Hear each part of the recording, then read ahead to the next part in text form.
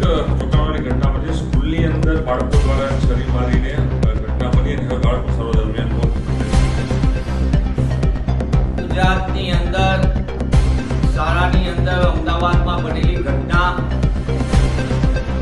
સ્કૂલના બાળકો પોતે હિંસાનો આશરો હથિયાર લઈને સ્કૂલમાં આવે. મને લાગે છે કે આ કઈ દિશા તરફ આપણે ગુજરાત વર્ગખંડની અંદર શિક્ષકો અને કેમ્પસ સલામત બને એ અતિ આવશ્યક છે.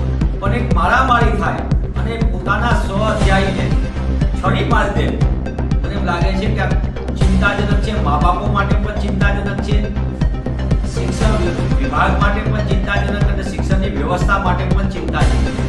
આ એક બનાવને માત્ર એક બનાવ પૂરતું લેવાની જરૂર નથી, પણ આ સમગ્ર વ્યવસ્થામાં ક્યાં ખામી છે.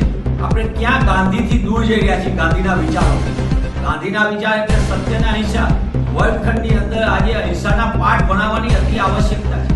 ભારતને આપણે વાત તો કરીએ છીએ કે રાષ્ટ્રીય શિક્ષણ નીતિમાં મૂલ્ય આધારિત શિક્ષણ, પણ મૂલ્યોનો જે રીતે હાસ થાય છે, કેમ્પસની અંદર રસાનું આવે, શાળા કક્ષાએ મારામારીની અંદર જીવ જાય.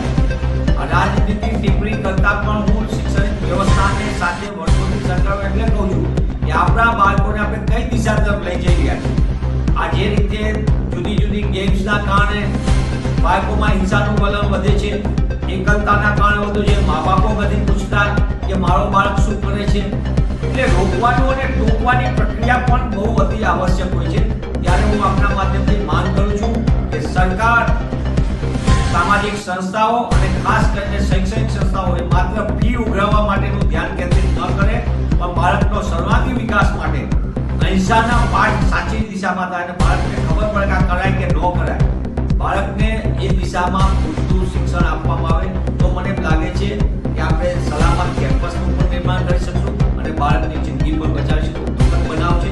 બાળકનો જે સમાચાર આપના માધ્યમથી મળે છે કે બાળકનું નિધન થયું છે, એના પરિવાર માટે બહુ ચિંતાનો વિષય છે.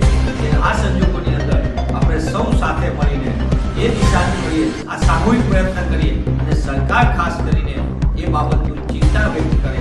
ખાલી કેવા પૂરતું જાહેરાતમાં મૂલ્ય આધારિત શિક્ષણ પણ સાચા અર્થમાં મૂલ્યો શીખવાડે તો મને એમ લાગે છે કે વર્ગખંડમાં જ બાળક